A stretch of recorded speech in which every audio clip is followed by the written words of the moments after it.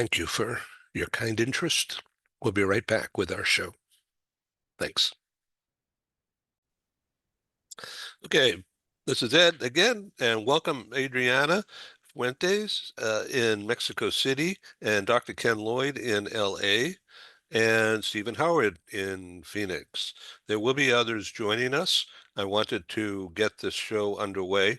The theme here, in addition to the general theme, of developing international business relationships.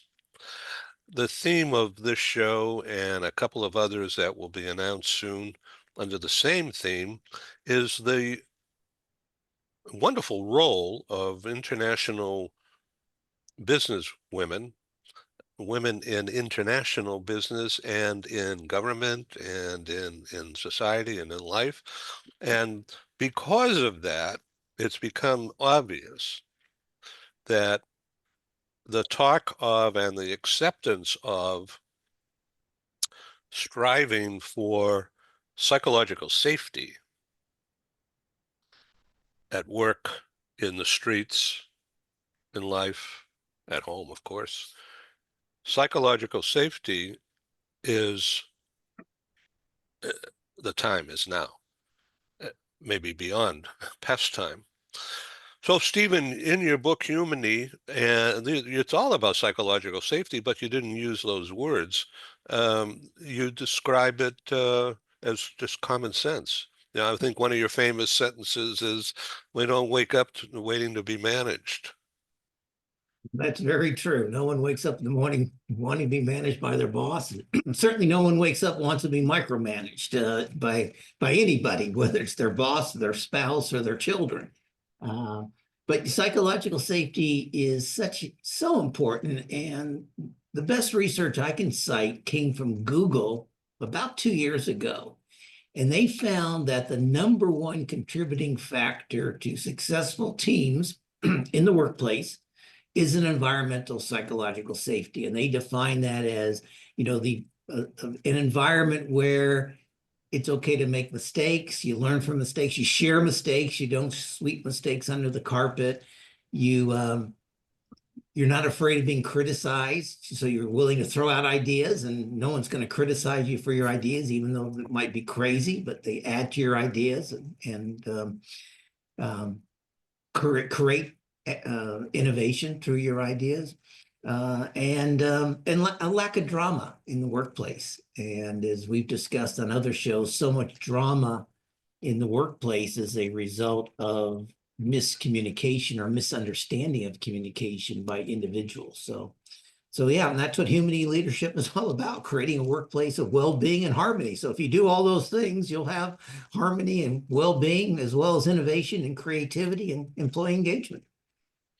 So I want to welcome Diana, who's here with us in Latin America, in Bogota, correct? Hi, Ed, and everyone. Thank you very much. I'm sorry I was running a little bit late after another meeting, so I apologize. That's great. Okay, why don't you please introduce yourself? You're an attorney, and in Bogota with a company called Newland Chase, which is a very large organization. And tell us a little bit about yourself. And please meet Adriana Fuentes in Mexico City. Thank you very much. Hi, Adriana. Very nice to meet you. Okay, yes, my name is Diana. I am a Colombian attorney. I moved to Toronto after I finished my law degree here in Colombia. And while living in Toronto, I did my LLM in international business law. And I started working at what is currently known as KPMG Law. It was Greenberg Turner before Global Corporate Immigration. And then I stayed there for some years, 4 or 5 years, and then I moved to EY to continue my career in corporate immigration law. Then I moved back to Colombia, and I started leading the immigration practice of a local law firm. And I started working with Newland Chase 2 years ago. Like, we opened our offices here in Colombia about 1.5 years. I started a little bit early to help setting up the entity here. So yes, I'm a Colombian attorney. All my career has been focused in immigration and employment law as well. I also hold a degree in employment law here in Colombia. And while I was working here in the local law firm and Brigado Rutia, I also assisted with employment law for mainly for expats for foreign workers. And I'm also a mom of a 13-year-old girl, and I'm currently based in Bogota. Oh, that's great. Thank you very much for that bio. I'm sure our audience will want to be in touch with you. What is your email or website that people can find you? I'm And gonna share it in the chat, but it's very easy. It's my first name, Diana.Monsalve, my last name, at newlandchase.com. And our website is, you just Google Newland Chase and newlandchase.com and it will come up. And I'm just gonna share my email address in the chat. okay, great. The chat is free access 24/7. Please exchange messages. And of course, no sales pitches, but exchange contact information. Let's go to Adriana. Tell us about your career. It's always been in public relations and marketing, as far as I understand it. And you're very active in the Mexico City business community. And you're recently in a new position, aren't you? Yes, hello Ed, hello Ken, Diana, Steven. Nice to be with you again. And yeah, my career, I've been always in the communication, public relation, and marketing department for departments for different industry. Right now, I'm working in KPMG in the external communication and public relations department.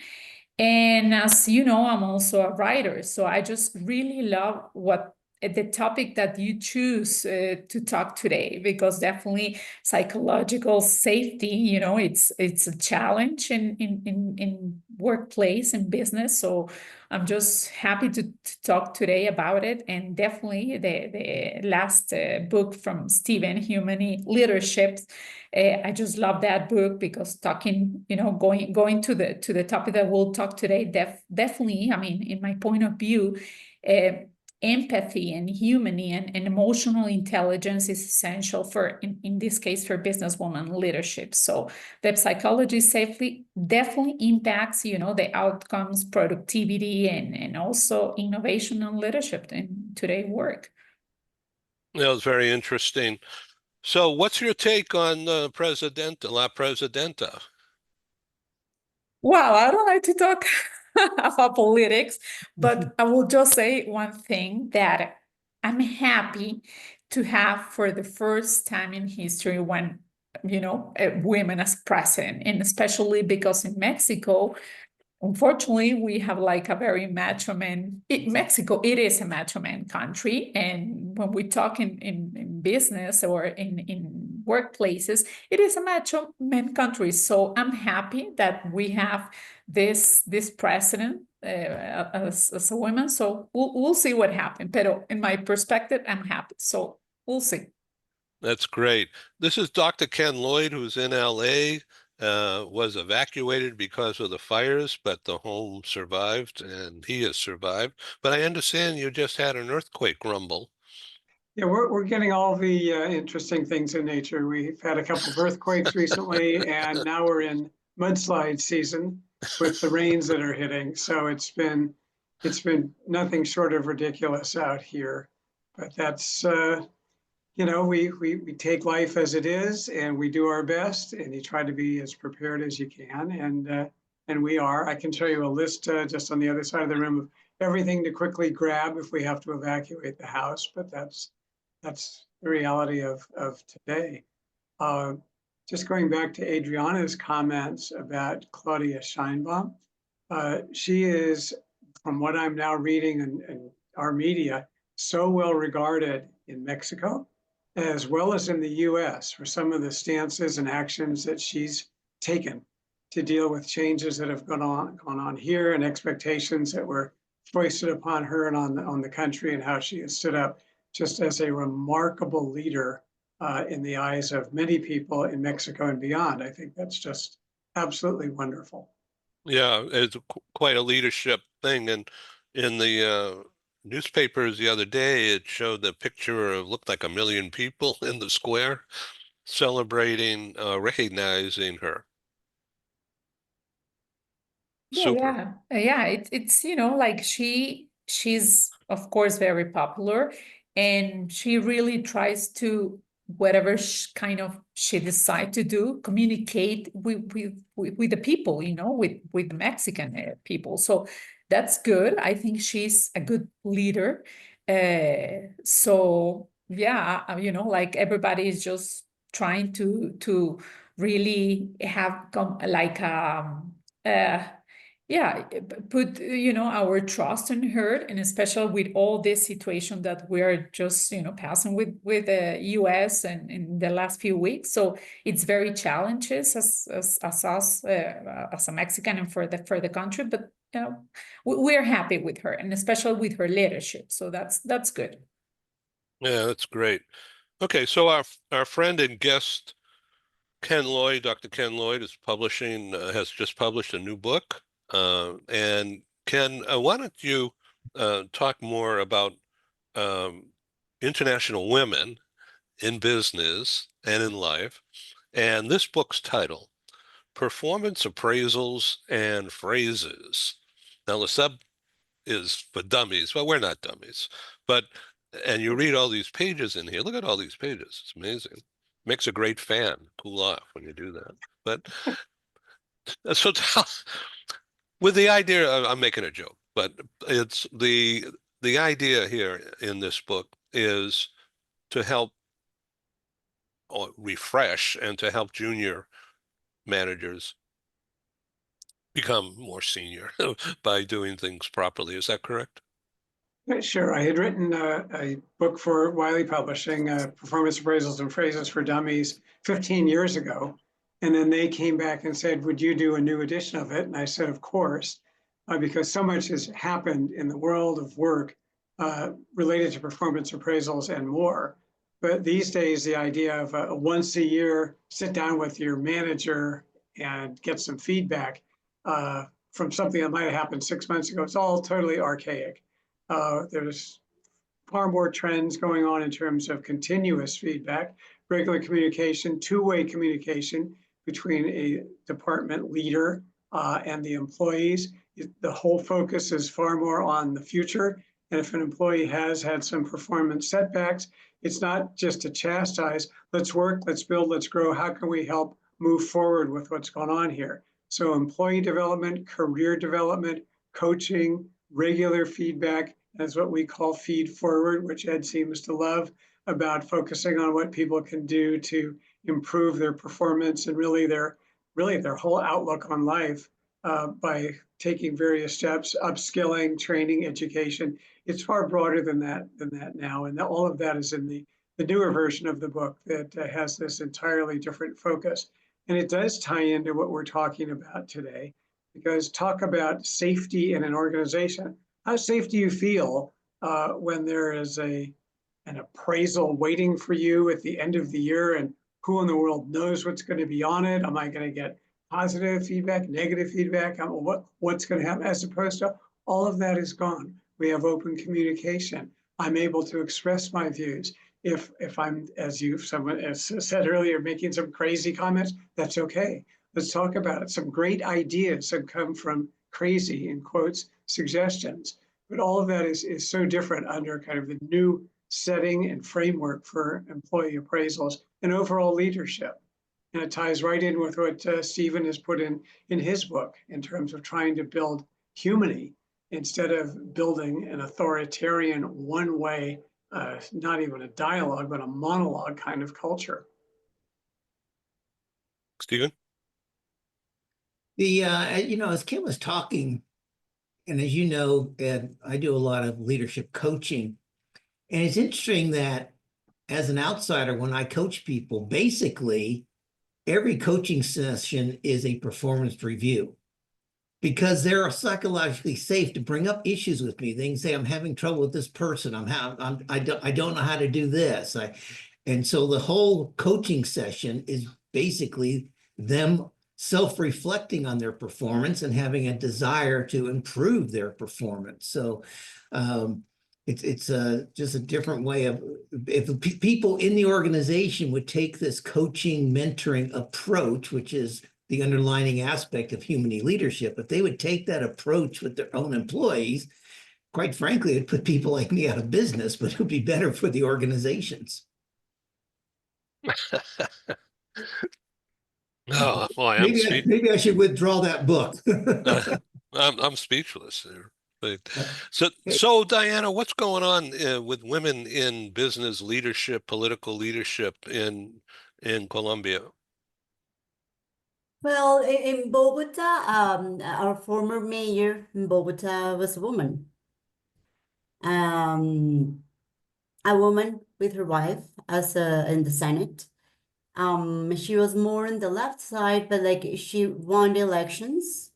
Unfortunately, many of the things that she wanted to do, she couldn't because she had to deal with the pandemic and lockdown. So most of the plans that she had in mind of developing the city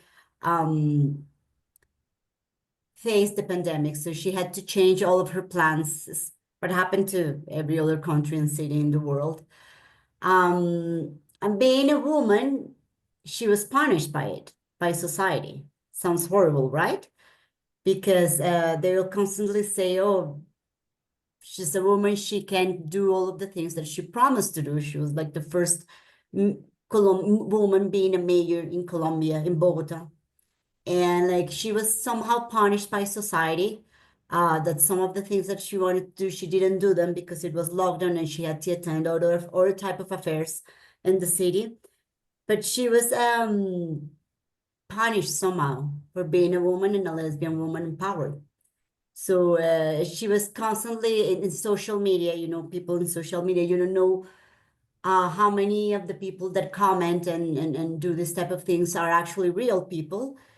But you could see Colombia is also a very macho man culture in that sense. So you could see comments like, oh, a woman can take over this, a woman can do this. So I clearly know like she's a very strong woman. I'm not very aligned with her political views at all, but I do respect that she actually did her job. She was there, and it was very sad to see how people would punish her just for being a woman in power. Very interesting. Adriano, would you like to comment on that?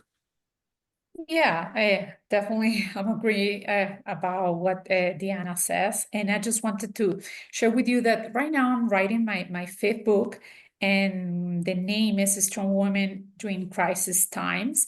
And doing some research for this new book, talking with different women around their 40s and 50s, one of the crises that we pass through is the professional crisis. And why the professional crisis? Because unfortunately, we don't have a balance between our work, our personal and professional life. And that's, one of the things that all of them, they just talk with me about.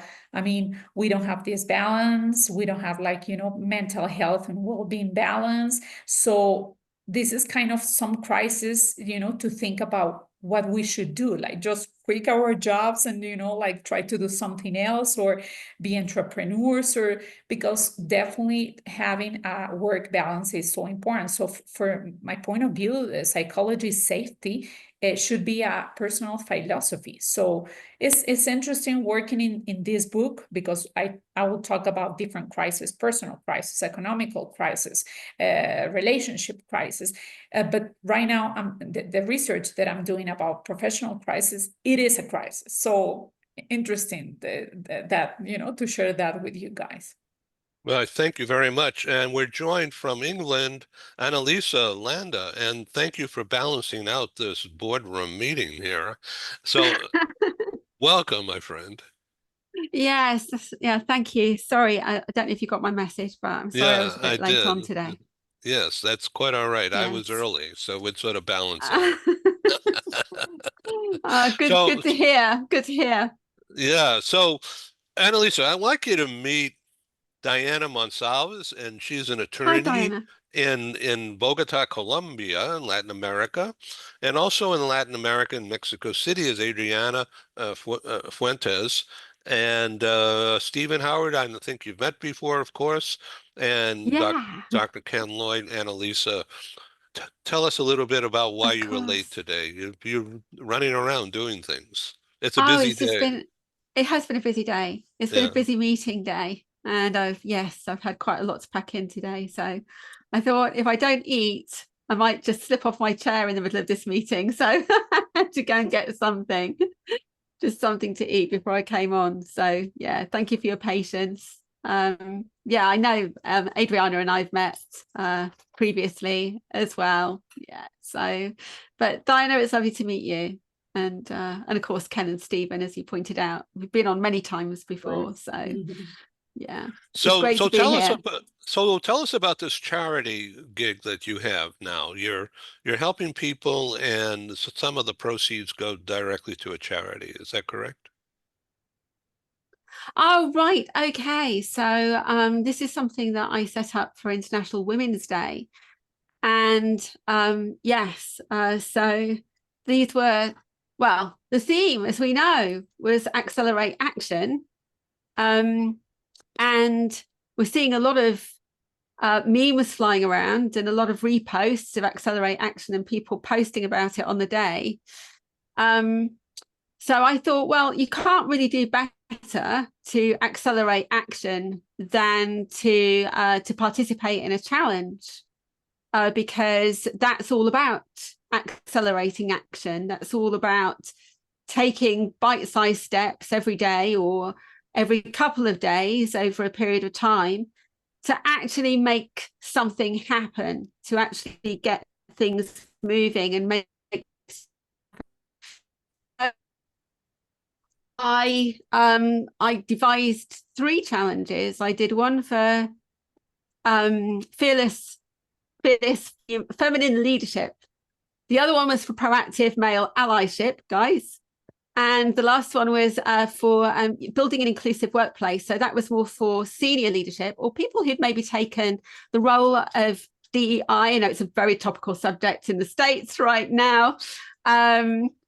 But maybe in their family business or a small organization, they've taken that responsibility on, that role on, but they perhaps need some help or some guidance. And this challenge wouldn't tick the legal boxes. It wouldn't tick the boxes of compliance, would certainly give them actions to do, take action in the workplace that would either test their inclusive policies and see how well that they have actually built inclusion into the workplace, or would help them to create a more inclusive culture and improve the harmony subject that Stephen talks about a lot in the workplace. So I launched these, and I thought it would be nice to actually make a donation to a charity that supports women at the same time. So I was offering to donate 50% of the profits to Action Aid UK, which does a lot of work all around the world, championing women in leadership, especially after humanitarian disasters. And after disasters and crises, women are extremely vulnerable in some territories, and they try to encourage and empower women to step up and lead at these times. And they do an awful lot to protect women and girls all over the world in various different capacities. So I was trying to raise money for that too. So let me ask you, Disappointed. if you could, if I can just jump in for a sec. And while you're on this topic, Yeah. type into the chat the precise name of that charity, and is there a website? Type that in and put in your contact information, and then it becomes a permanent part of this program going forward. The world will see this. And that's how to communicate and get an ROI Thanks, Ed. from your time here. Okay, this is very, very interesting. So I also want to use this occasion right now. Oh, thank you. That's really kind of you. Really kind of you. Thank you. It's my job. And so I have been notified that several of the women in different places around the world who said they wanted to come on the show and they're not here yet, are apparently having time issues or whatever. So I've decided to expand this theme, same theme, to at least 2 more dates during the balance of March, early April, and redo the theme and perhaps bring in additional people who couldn't make it today. So I'm just want to use this opportunity to speak to the audience and to you, of course. So let's go back to you, Annalisa. The behind the wall there that I see, the image is Maxwell Leadership Training, and you are also the entrepreneur of counseling people on how to use values to make your mark. Yes, absolutely. Right, I'm just quickly sending this because you encouraged me to do that. So, whoa, there we go. Okay. Right, that's in the chat now. Yes, yes, make your mark. Well, making your mark. Can you hear me okay, by the way? I Clear. noticed that you were leading in a bit, Ed, and I wasn't quite sure whether you were having difficulty hearing me. Oh, No, good. I'm Okay, just great trying stuff. to look bigger on the camera like that. That's all. Right, okay. And I'll go disappear now. Goodbye. Yeah, wow, here I am. Wow. Okay. It's so funny. Oh, I loved it. Love it, love it. Thanks. So yes, making your mark, ultimately it's about how you make people feel.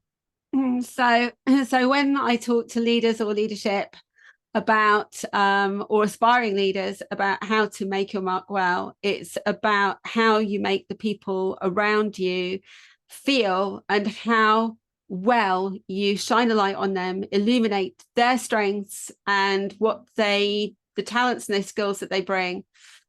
And yes, values and ethics are fundamental. I mean, they're the building blocks of good culture and leadership. And this is what I try to. The message that I try to get across is that if you want longevity as a leader, there's a difference between legacy and notoriety. And we live in a culture at the moment where leaders seem to forget how important it is to protect the name, their family name. There was a time where protecting the name for future generations really mattered to the father of the family, and of course women now obviously working and leading. It matters as well that they too protect their name, protect their legacy. We see too often now people just striving for fame and notoriety, whether it's they're leading multinational corporations or they're leading in politics. It's all about shocking people, getting notice of them. They don't really care about their reputation. They don't even really care about litigation. All they want is notoriety. They want to be noticed. They want fame. That is not the kind of legacy that leaders should be striving towards. Leaders should be striving towards a legacy that their children and future generations can look up to and be proud of. So that's one of the things that I talk about, is the difference between notoriety and legacy, and trying to instill into leaders that if they're going to have long, healthy, happy careers and relationships, because it affects their relationships with their wives, with their children, with their loved ones, they need to focus on the values and the ethics of leadership. and to make sure that they're building their careers and building their businesses on those strong foundations that are going to support them for many years to come. We know that, yeah, I was going to say businesses stick their values on the wall, on their website. It's a marketing exercise. They go past them every day. They're not living them out. And there's nothing that damages credibility and consumer confidence and confidence as well in the workplace amongst employees. Dissatisfaction and low morale and a high churn are caused when people see the leaders doing something, not acting out their values. There's a dissonance there between what they say and what they expect other people to do and what they do themselves. So thank you for that. Dr. Ken Lloyd, the psychological safety of the leaders not living up to what's on the wall or on their advertising slogan, that's pretty stupid, isn't it? Oh, absolutely. Just to say, Annalisa, I don't know if it's a British expression or not, but I would say spot on. Okay. Your comments are absolutely right on target. If a leader's if a leader's objective is fame, that really means the leader is focused on himself or herself. It's all about me. And I just want all this recognition, all this attention, all the spotlight on me. And I truly believe that if that's a leader's focus, fame ultimately will turn into, if you will, infamy. It doesn't work. It doesn't last. It is not helpful short term and certainly not long term. So ironically, if a person's goal is to have fame, they should actually focus on legacy. And what's really being said there is, let's focus on inclusivity, openness, honesty, integrity, building our people, building a strong organization, working with the team, not everything for me, my attention. It's leaders who, if you hear the word I coming out a lot, that says an awful lot, as opposed to we and let's, working as a team and as a group. So I absolutely agree with you. And I think that leaders who come in with the goal of fame and self-aggrandizement and attention are doing a total disservice to the organization. And ultimately, they're going to have to pay for it, whether it's financially or psychologically or just in terms of their reputation at large. They're absolutely going against what they're trying to achieve. Yeah, thank you. Adriana, in the past, your books have you did a masterful job organizing quotes from various notable people and then bringing them together under a headline. And is your new book going to follow that same pattern, or are you going to establish a different way? I mean, actually, all the books, their main objective is supporting each other as women. I mean, I think it is so important as a women and leaders, we can support one another. And it's not the same, of course, to be a boss, to be a leader. I mean, we have to learn so many things, to be a good leader, of course. But here in the workplace, I mean, we are very competitive women. I mean, we're not nice with each other. So we have many things to learn. And talking about psychological safety, I think integrating this psychology safety in leadership training and development programs, it's one of the things could help in the workplace. And another thing that I think is important, building inclusive workplaces, is today, in today's world, is a big challenge. The interaction of gender, culture, and psychology safely is important. So the fifth book, it's not exactly going to talk about support each other. This is my personal opinion, but at the end, I mean, if women, we have different crises in different stages in our lives, we have to support each other. But unfortunately, in the workplace, this is not happening right now. Stephen? Well, Adriana is absolutely correct. And, and going back to what, Ken's talking about as well, I think one of the solutions, quite honestly, is to get more women into leadership positions, because they tend to have less of that desire for fame and focusing more on legacy. I know I'm generalizing and being stereotypical here a little bit, but it's true, at least from the women leaders that I've worked with over the years and done work for over the years. And I think there's two things that the business world needs more. We need more women leaders, and we also need more women writing books about leadership and business and nonprofits and things. Because if you look at the literature, too much of literature is male dominated, and often, a woman, I've talked to many women about this, they'll read a book about leadership, even something like How to Give Feedback, or Ken's book, performance reviews. And some of it, all of it's very good in Ken's book, but some people might say, well, I don't feel comfortable doing it that way. And that's when they turn to an outsider like myself or Ken for coaching and mentoring to implement that. But if more women would write books about leadership, management, coaching, mentoring, sharing their experiences, supporting one another, I think the world would be better off. So I'm going to toss out here, Ed, if I can here, a challenge. I'm going to combine Annalisa's action and Adriana's support. And here's what I'm going to do to help solve the world's problem. I will offer a 50% discount on coaching for women, up to 10 women. But here's the kicker. A woman has to sponsor another woman. So the 50%, Annalisa, if you want coaching, it doesn't apply to you. But Annalisa, if you want to support another female, you get a 50, you pay 50%, I'll donate 50% of my time. And coaching sessions usually an hour, so that's like 10 hours a month that I will donate to coaching women at a discounted rate. I can't do it for free, obviously. I do need to buy my coffee and a few other things, bottle of wine now and then.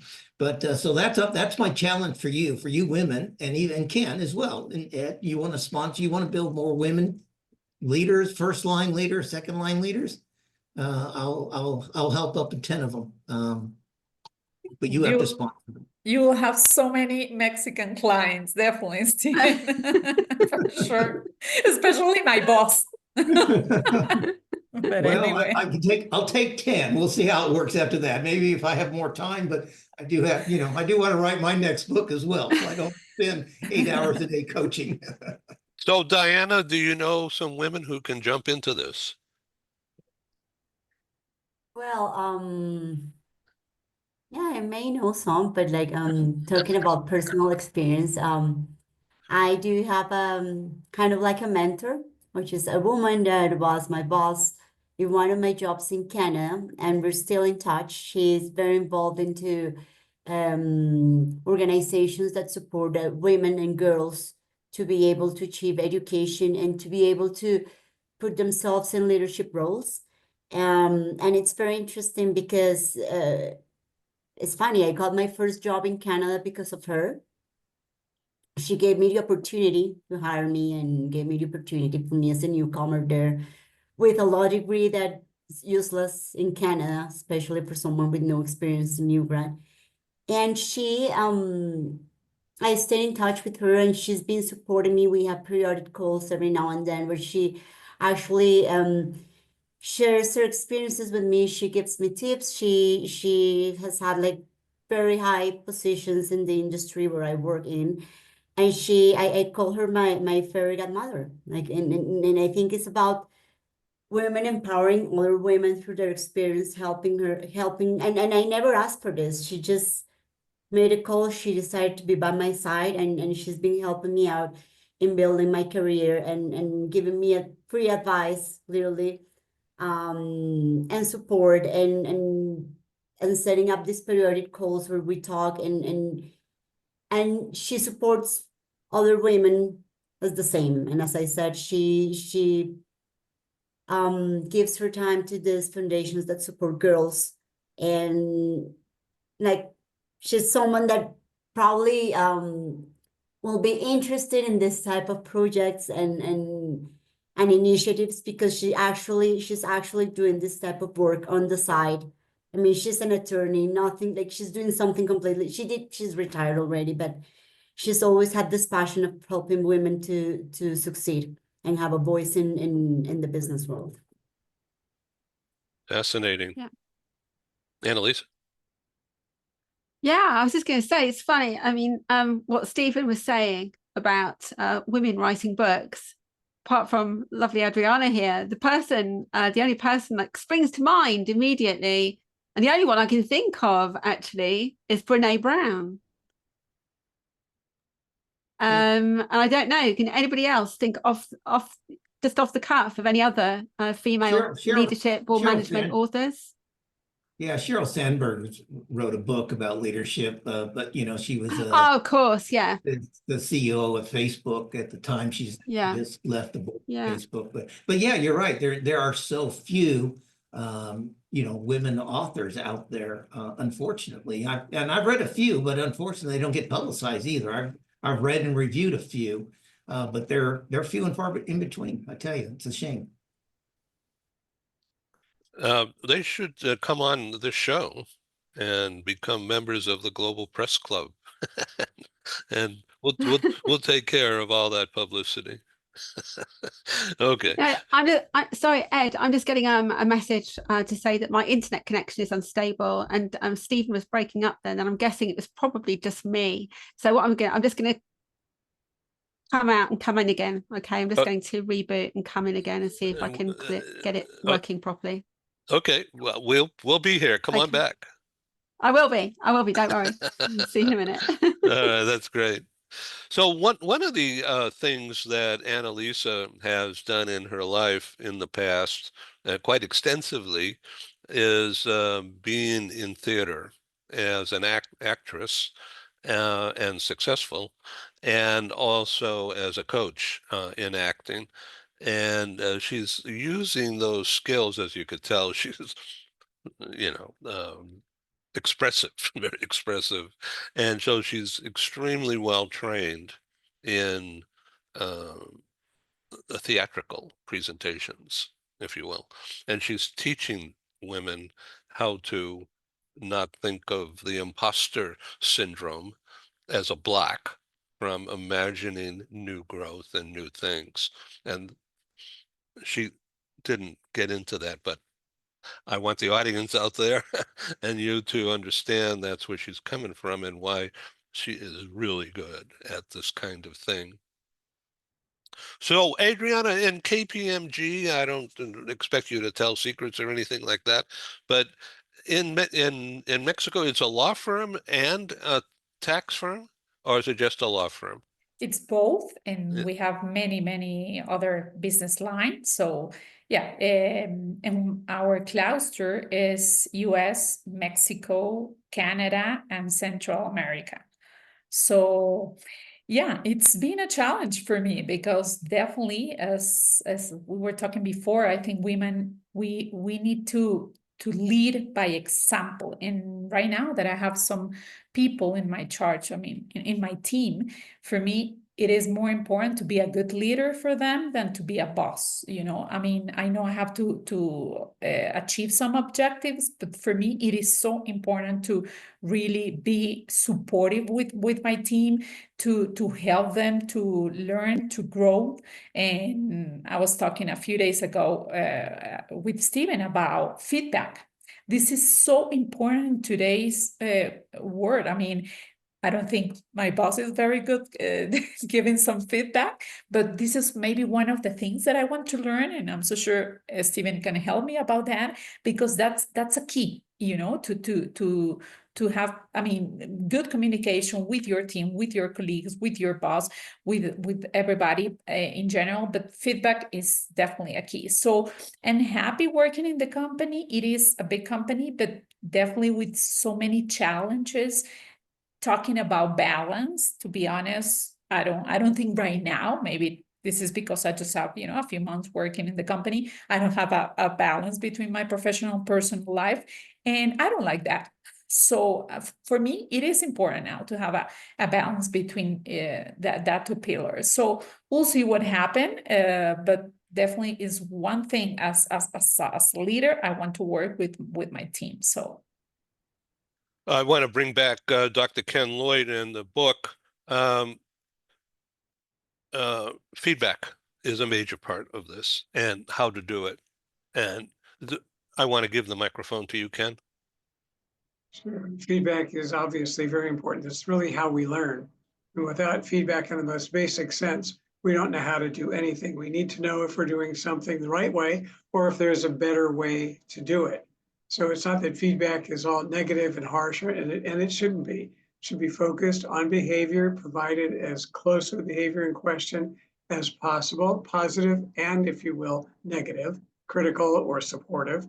But the idea is not to come in randomly, not to focus on aspects of performance that aren't performance at all, but might be personal opinion, might be generalizations, might be bias.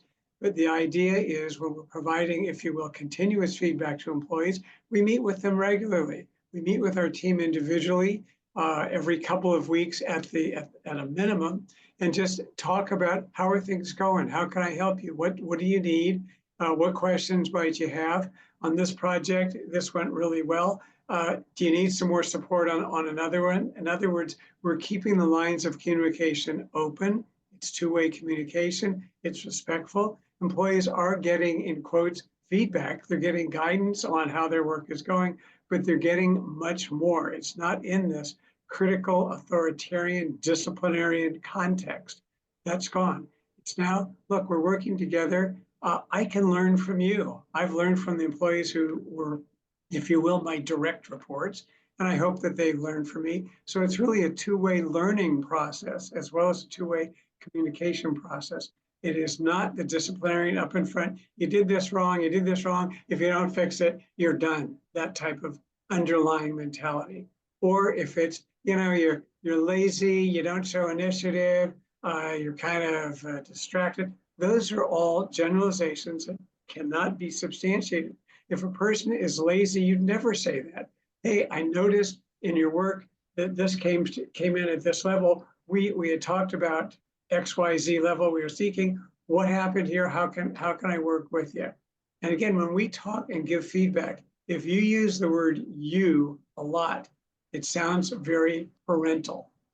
It's juvenile, and people react negatively to it. You didn't do this, you didn't do that, you, people will shut off to that, as opposed to we, and I want to work with you as a team. And now let's talk about how we can do, instead of you didn't do this or that.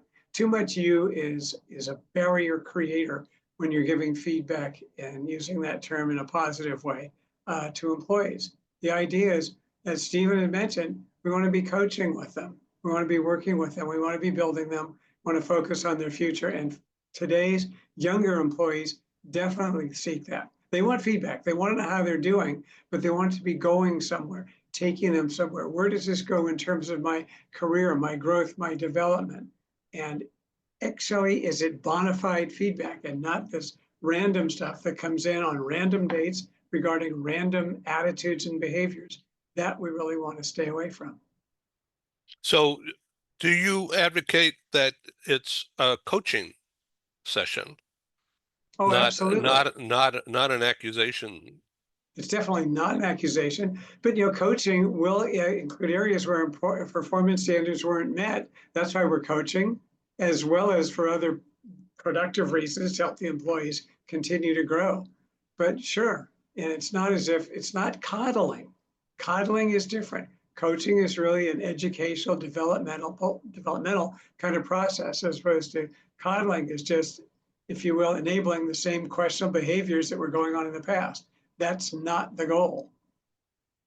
So it sounds like you would advocate, I'm just talking about this off the cuff here with no preparation at all, that you would recommend weekly sessions. It could be online, it could be 15 minutes, just to stay in touch as a follow-up thing, as a continuity thing, and not just once a month or even once 6 months.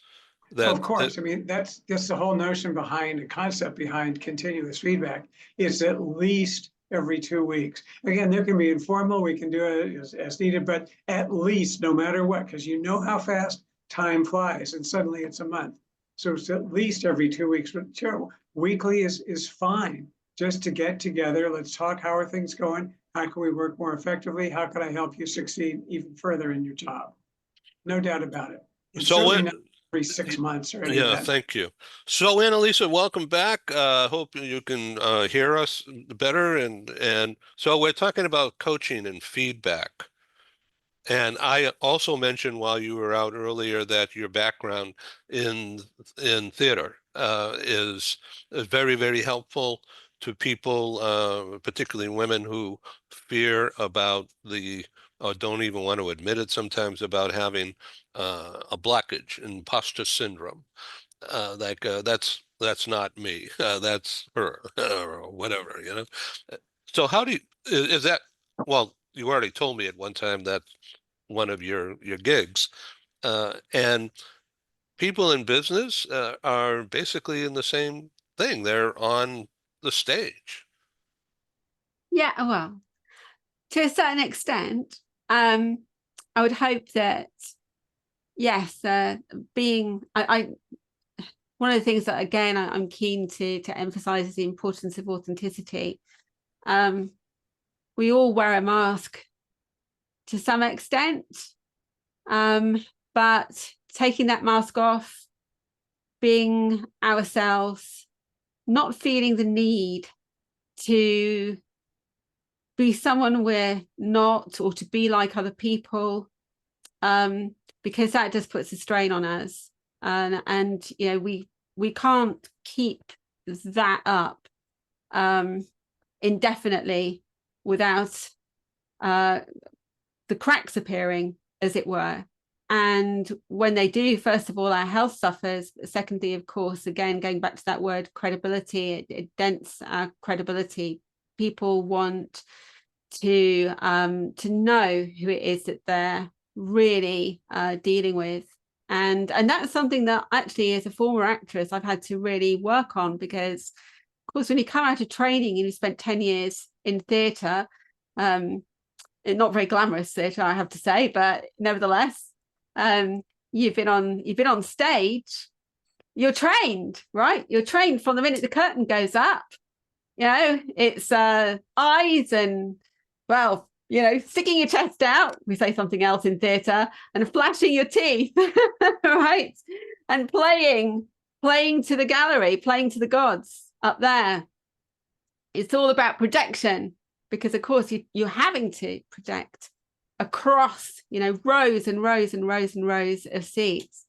And so when you've had that classical theatre training, it's very difficult to actually switch off. So what I was finding in the early days of coming on camera, not necessarily with you, Ed, but going further back than that, was that I was, wow, you know, again, trying to project.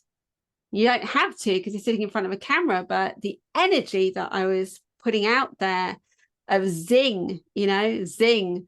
And then, of course, feeling absolutely whoa, afterwards, you know, drained. And so, you know, this is why I talked last year about stepping back and realigning with my values, realigning with who I really am. This is why it matters so much that we know who we are. We know that our beliefs are ours, you know, that our values and the beliefs that they are actually forged by and sitting on are our beliefs, and they're serving us well, and that they are not somebody else's. Of course, we form our values, you know, it's said by the age of 10, probably even earlier in our formative years, by what we soak up as a sponge from our families, from our teachers, from our friends in the playground. And unless we stop to question, actually, you know, what do I believe, and where have these stories come from? Where have these beliefs come from? Why am I? Why is my behavior driven by these values? We never really give ourselves a chance to really connect deep down again with who we really are, because in our lives, you talk about imposter syndrome there, Ed. You know, we are subject throughout our lives to other people's opinions of us all the time. And I can't remember how many times it is that we hear the word no in our childhood, but apparently we hear the word no far more, hundreds of times more than we hear positive affirmation and the word yes. So if you think that throughout our lives, we are, you know, subject to other people's opinions of us and other people's expectations of us, and what I call, you know, that diamond within us, that shining diamond, that pure essence of us that we were born with, is still there inside of us. And yet it's kind of buried under all of this dust, under all of this debris. And what I try to do is help people blow that dust off and find out, yeah, who they really are authentically. Again, in leadership, it's really important. And in life, it's really important as well. We wear masks largely to protect ourselves. We wear masks because we feel inferior in some way. So we put a mask on to make ourselves feel bigger than we feel inside. Wouldn't it be lovely to actually take that mask off and just be who we are and be accepted for who we are and accept others for who they are? And I was saying to you the other day, Ed, that we don't need to understand somebody's journey. We don't need to even approve of somebody's journey, to remember that every single person on this planet is a human being with the same feelings and the same desires, like ultimately to have a decent quality of life while we're on this planet, to give our children the best quality of life that we can, to be safe, to be secure. We all laugh, to quote Shakespeare and Shylock's speech in The Merchant of Venice, we all laugh, we all bleed. Yeah, we feel pain or we feel joy. And every single person deserves to be valued for who they are, to be valued for what they bring to the table, to be respected and to be given that basic human dignity, that right to human dignity that we all deserve. As I say, you don't need to understand somebody, but everybody deserves to be valued and respected. In the workplace, really important that people are seen and heard and recognized. And when we're talking about psychological safety, there's nothing more important than that. In the workplace and out of it, you're talking about work and life. So yeah, that's my appeal to everybody today. Thank you. Okay. That is wonderful. And that's why I said we need more women writing books, Ed. If Annalisa would just talk in front of a camera for about 4 hours, we could create a book out of it. And the title would be Unmask Yourself to Make Your Mark. Stephen's got it. That's great. I've got the title now. I just need to go away and write it.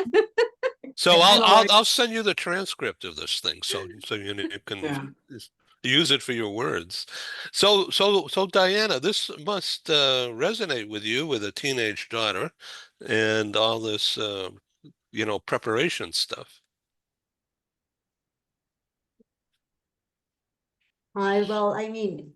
Yes, as mom of a daughter, I definitely want her to get the best opportunities and to be in a world where more than equality, there's like, equity for women. And once there's equity for women, understanding that the life and balance of a woman versus the life and balance of a man is completely different. And when women are provided with equity conditions more than equality conditions, at that point, women are going to have less of the imposter syndrome in a work environment. They're going to have a stronger voice and they're going to feel psychologically safe in a work environment to raise their hands and ask for help. Why I don't feel it is right now, I'm not talking about the company I work in, I'm talking about the world in general, is because I haven't worked in a place where same conditions, similar equity conditions are given to women. I think same conditions are given to men and women. Overseeing that women have a bigger burden than men these days. Back in the days, women were just in charge of raising the kids and not just, sorry about the word. They were in charge of raising the kids. They were in charge of cooking, making a home, creating a home in a house. And that is already a heavy burden. But women these days, our burden is even higher because we also have to have our jobs, be respectful in the job environment. We also need to stay fit. We also need to stay mentally stable. And we also need to be the best moms and the best examples and be homemakers. I mean, I'm not saying the men are not stepping in with raising kids and participating in making home, but it's always been the job of the woman. And now that women are working and they do this, we have a heavier burden than men. And the conditions that we're being offered everywhere are equality, they're not equity. We need more than that. And I wish, like, in the future, I don't know what is the solution, what are the proper tools, what needs to be done. I don't know. I'm just a lawyer. But this needs to be in place for younger generations of women to have a voice and to caught on that trend of the imposter syndrome that I'm pretty sure most women have. And it's because of that. Because we're given the same tool as a man and we're supposed to do a lot more with that. And when that is not enough, we feel less because we say we're not enough, we're not doing enough. And that's the difference between the equality and equity that I think it's missing for us to feel secure and safe and completely mentally stable in an environment. And that's what I want for my daughter to happen. Actually, she's dealing with some bullying situations in school. And honestly, I just want to go to school and kill those kids. It sounds horrible. Because those are the bullies that are shouting her voice these days. And that's going to happen in a work environment later on. And I want her to be in a world where this is not the case, where women are provided with bigger tools to have the voice. I want you to share this video when I send it to you later today. Okay. Watch it together with your daughter. Hey, I want to introduce a new client, a new friend as well. This is Kelly Bagla, and she's here in the San Diego area. She's an attorney, many years, extremely successful, top of her game. She's been called by others the queen of business law. Welcome, Kelly. Thank you so much. Wonderful to meet you all.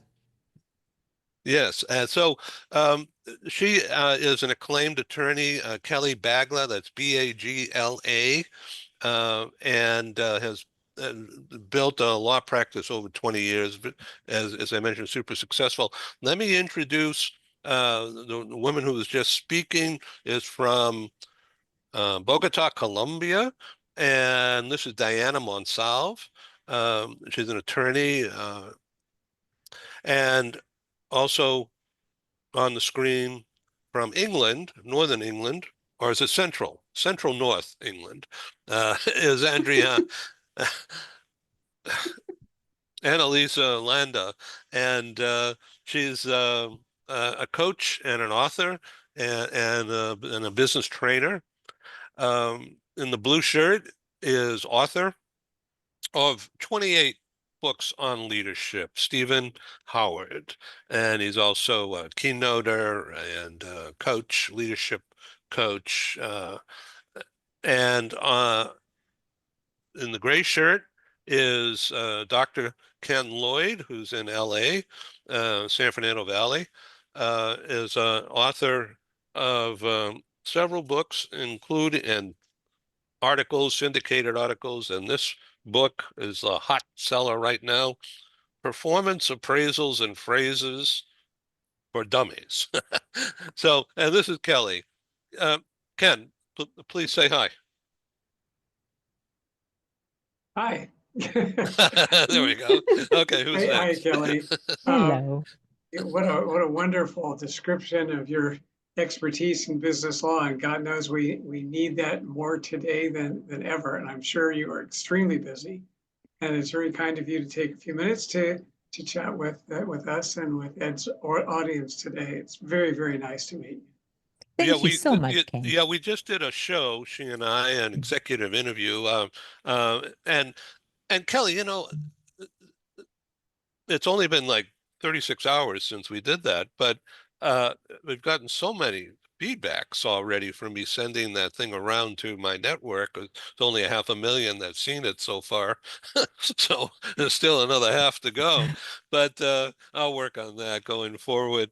But I've decided to rebrand the series called, in caps, Link Maker executive interviews, because that's really what it's all about, is branding it. That, okay, why should you do an interview with me? And it's because you want to make links. Annalisa, does that make sense? Oh, sorry. What was the question again, Ed? Oh, I know. I'm just mesmerizing you with my voice. I know. I And, was typing in the chat actually. so Go I on. was just ad-libbing here, and I don't even remember my words, but I'll try to do the gist. I was saying that Kelly and I just did an interview a day and a half ago, and it was sent out to my initial network, which was about 500,000 reach, mainly through LinkedIn. And I'm getting a lot of direct feedback that you know, people are real interested. And you know, Kelly is a dynamic person, as you could just tell from this appearance. So I'm going to stop talking, Kelly. Why don't you just talk a little bit about yourself? Well, thank you, Ed. Annalisa, you're from England. I was born and raised in Birmingham. I spent 8 years there. I went to Did drama you? school in Birmingham. Yes, I lived in Harborne and studied in Okay. Edgbaston. Oh, perfect, perfect. Yes, yes, that will always be home. But my Mm. home, where I've lived for over 25 years now, is California, San Diego in particular. Oh, lovely. Yes, and I was sharing with Ed yesterday that I am the baby of 7 siblings, so we're 7 altogether. So 6 of my siblings, they all went into the medical field in some form respect, but me, not me. I'm the baby of the family, right? I decided to follow in my dad's footsteps. I always wanted to go into law, and I'm not sure, Annalisa, whether you might remember this show or not. It was called The Queen's Counsel. It was on TV, might be prior to your time, but I was only about 5 years old then, and I used to watch it with my family, and I loved it when the barrister would come in and save the day, right? And so I shared with my dad, that's what I want to do. I want to do that. I don't know what it was, but that's what I want to do. Several years Brilliant. later, I stuck to my guns, and here I am. I'm practicing in, California.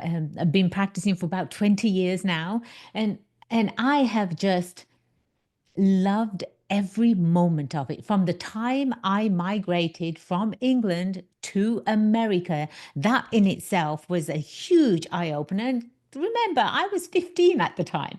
I was 15 years old Wow. when I came out to the States. And so literally, I have somewhat grew up here as well. And my background's kind of it's different, where because I'm the baby of the family, mom wanted me home, right? So I had to go back home for a little bit. I took advantage of that time. I went to law school then I came back out to the States and I did a master's in law, which allowed me to sit for the bar. My very first attorney position was with Baker and McKenzie. It was the largest international law firm in the world at the time. I loved it, right? I was a young lawyer. They gave me an electronic leash at the time. I didn't know that's what it was for, right? Do you remember Blackberries? I had a Blackberry, I had a laptop, and I was just, I've made it. I was putting in 15, 16, 17 hours a day. But I was brand new and I was learning and I loved every moment of it. So I really, really got to learn how to practice law from some of these brilliant minds, not just in America, but internationally as well, because we were in 69 countries at the time. And as Amazing. life, sorry. Amazing. Yes, thank you, thank you. And as life takes you, right? I decided, I said, I saw the politics in big law firms. I know exactly how they work, and I knew it was not for me. I did not want to wake up feeling sick to my stomach and then going into work, right? That just wasn't me. By the way, that's not my American dream. I didn't come over here to wake up feeling, oh, good Lord, I got to go into work. I have to go face people. I don't want to do this. That is not the American dream. I decided that I wanted to go out, and if I can make money for someone else, why can't I do that for myself? I took the bull by the horn, so to speak. I didn't wait for anyone to offer me a job. I didn't wait for anyone to approach me. I said, what am I going to do? I said, I'm going to open my own firm. I didn't have any clients. Let me just share that with you. I said, I'm going to open my own firm. And when I left, I told a handful of clients that I was servicing at the firm. At the time, we were able to do that. And there was a handful that actually walked with me. And one client in particular is still my client today after 20 years, right? He's still my client today. And that really allowed me to develop the type of services that I wanted to provide to my clients, because what's the difference between a business attorney and an actual entrepreneur that does business, right? What's the difference there? One actually knows about the law and the other one actually practices, right? I am an entrepreneur first. I'm an attorney. I love what I do. And this allows me to help entrepreneurs because it takes an entrepreneur to really understand the needs and mindset of another entrepreneur. So that's what really sets me apart from just other lawyers, if you will. I'm a CEO of 3 companies. I'm extremely proud of that. Yes, I am extremely busy, but again, I am loving life. I'm exploring opportunities, and through the hard work that I've put out there, and all of the accolades and the testimonials, and I'm actually loved. I'm extremely loved by my clients. I've advanced my firm where we are working with high net worth businesses and high net worth individuals as well. But don't take me wrong, I will always have a serving heart to serve any of the entrepreneurs that call our office. If they're just starting out or if they're growing, always would love to serve them, because we are in that business, right? We're all here to serve each other. I am not done yet. After 20 years, I'm still going strong. I still have a lot more to do. During my tenure as an attorney, I have written 6 books. I am way behind you, Stephen. Way behind you. And I also do have a podcast as well. It's in 26 countries. It was nominated, voted one of the top to be in one of the top 20 law podcasts. So very proud of that. Thank you, Ed. I'm also a inventor. I invented a plush toy. I licensed my rights to Mattel. You might have heard of Mattel. So there's literally nothing that can stop me. If I want to do something, I truly go after it. And one thing my dad did teach me, he said to me, he goes, if you want something, go after it with your heart. Otherwise, don't bother, right? And that's my mentality. And that's what I bring to every situation in my life, be it business, be it personal. Do I want it? Do I want it bad enough? And what am I going to do to get that?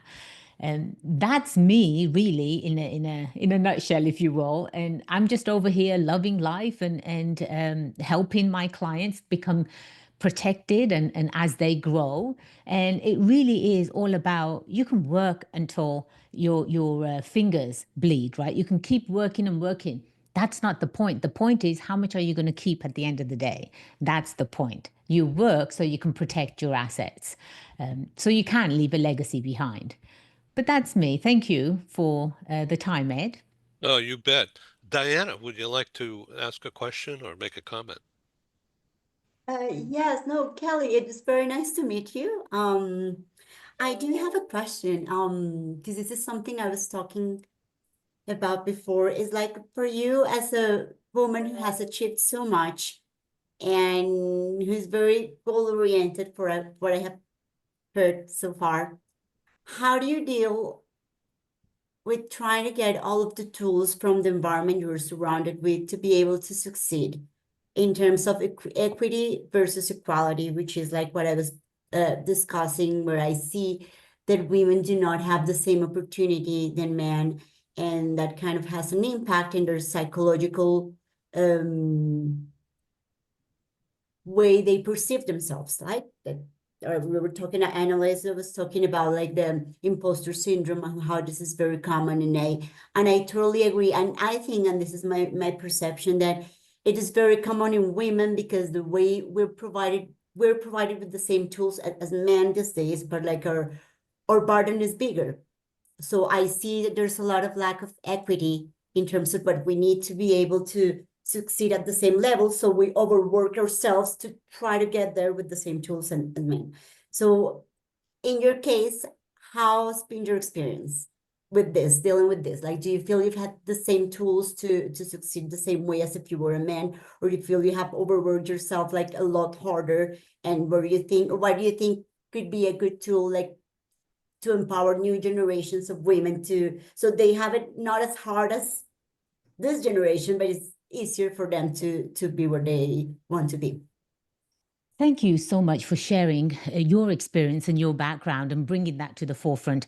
It definitely is touching chords with people that obviously are going to listen to your story. Women are going to gravitate towards you because they've gone down that path and they can relate to you. But Diana, I'm a very different breed, if you will. And what I was taught is, one, focus on your goals, focus on what you want, and you put everything into it and you go after it. That's one.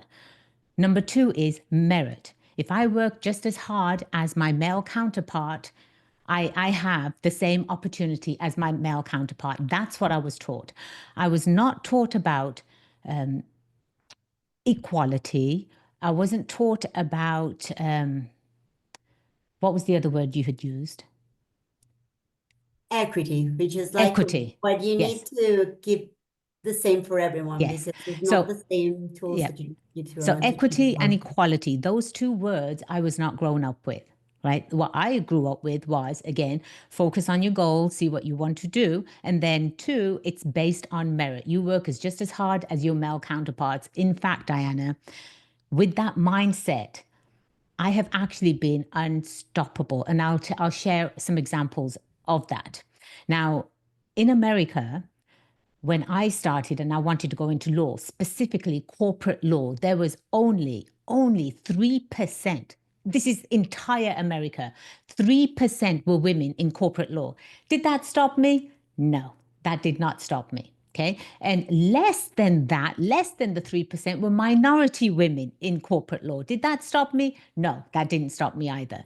So I have a license. I have got the same license as my male counterparts do to practice law. And how I practice law and how my male counterparts practice law, it's based on our specific industry, Diana. I'm just going to take legal for a second. In order for us to be practicing attorneys, we have a lot of schooling that we have to go through. And schooling is supposed to be equal for all, right? It's supposed to be, this is the criteria, this is the exam, you pass it, and either you pass it or you fail. So all my upbringing, that was all equal, apparently, to my male counterparts.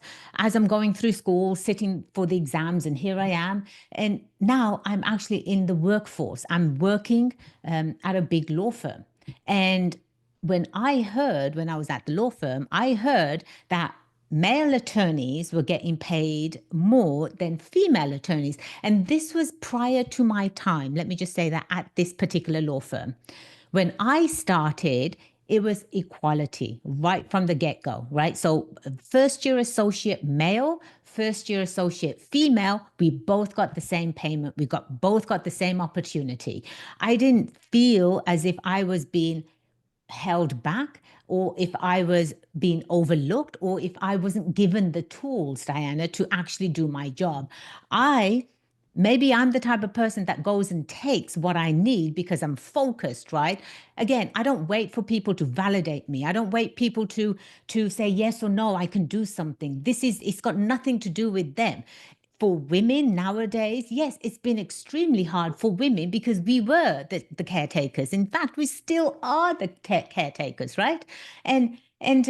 But for us to come out now in the workforce, and it's just been recent. Let me just bring this to everyone's attention. It's been recent that back in the 80s, just back in the 80s, right? There was a law passed that women actually could sign for loans. We could actually get loans. This is in the 80s, guys. We're not talking about the 1700s or the 1800s. I'm talking about 1980. Women weren't allowed to have loans, right? Everything is changing now, slowly but surely.